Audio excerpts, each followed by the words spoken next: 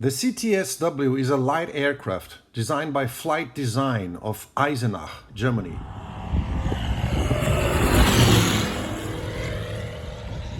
It's a development of the CT2K, and it is the predecessor of the CTLS, which is still being produced in 2022.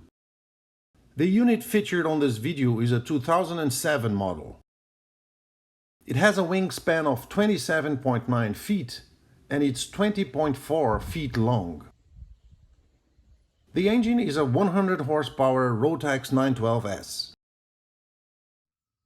The CTsw we tested is equipped with a 3-bladed constant speed propeller built by Kaspar in the Czech Republic. Oil is checked through this door on the cowling. The aircraft carries 33 gallons of usable fuel in 2 tanks, one on each wing. There's only one drain valve located at the lowest point in the fuel system. The aircraft is a cantilever design, which is good for in-flight visibility. Okay, let's get inside.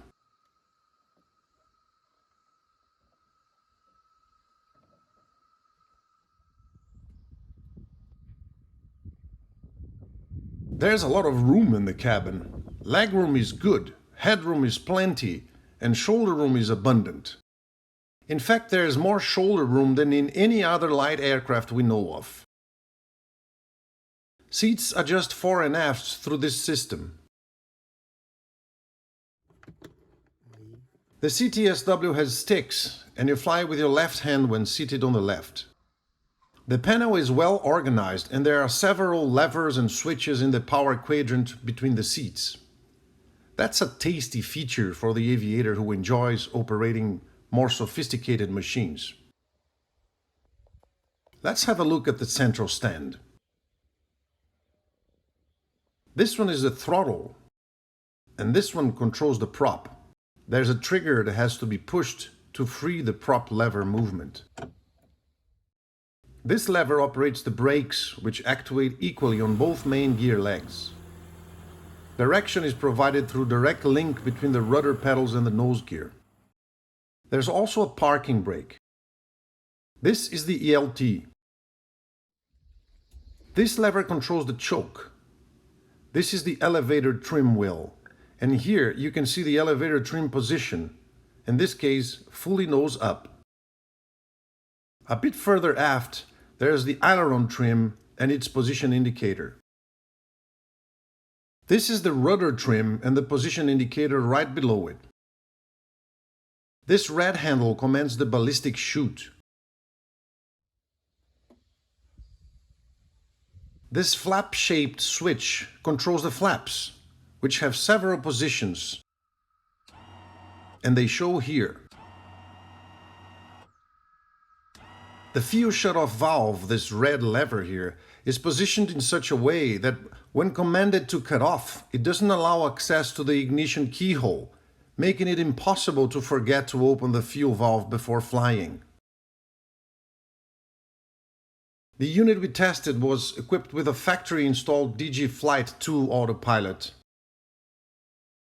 There's also a cabin heat and carb heat. The baggage compartment on the CTsw is accessed from the outside and is reasonably sized. There's a button here, which you pull to release a lock that opens the baggage compartment door.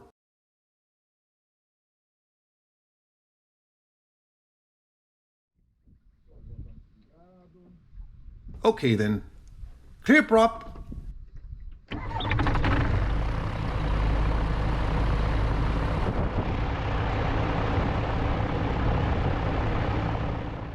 The CTsw is entirely built of carbon fiber and it's very light.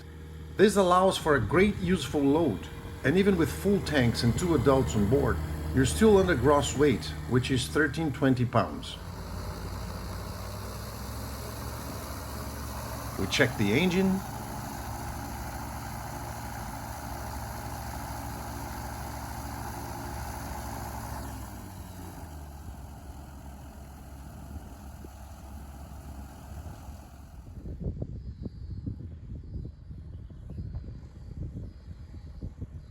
and we're ready to go. Let's go fly.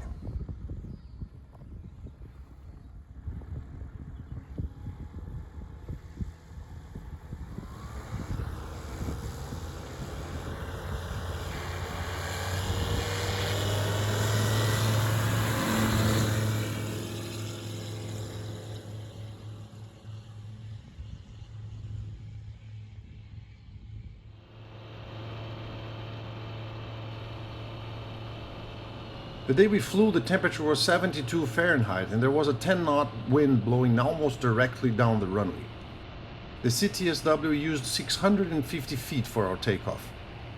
That with 2 on board and 22 gallons of fuel. For takeoff and initial climb, we used full power, which resulted in 5,250 RPMs and 26 inches of manifold pressure.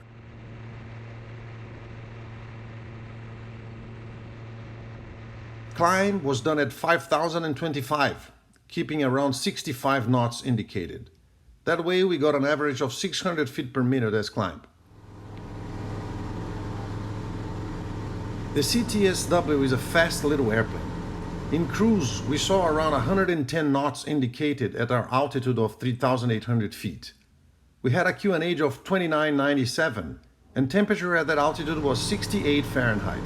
That resulted in a true airspeed of 118 knots.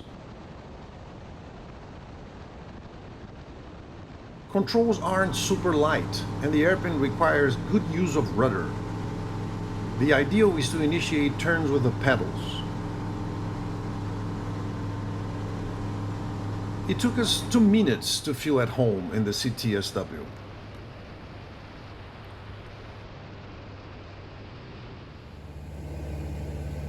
Visibility is excellent, the wing structure does not obstruct the view, and you're surrounded by big windows.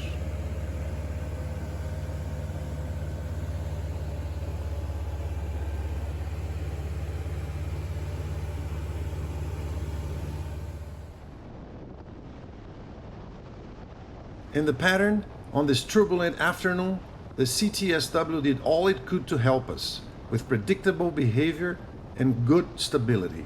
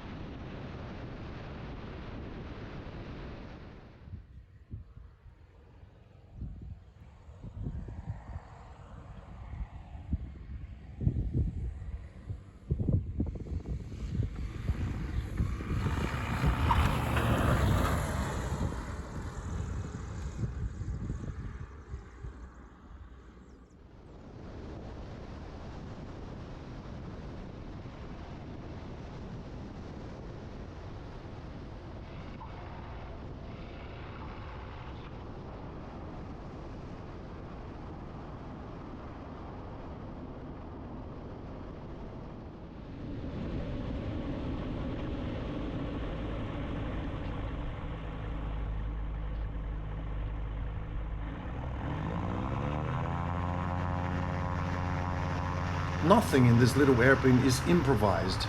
No detail has been overlooked. It's a masterclass in reasonable, rational solutions. It's very German in that. A little like the work of the great German composer Ludwig van Beethoven. Exciting, but still quite classy.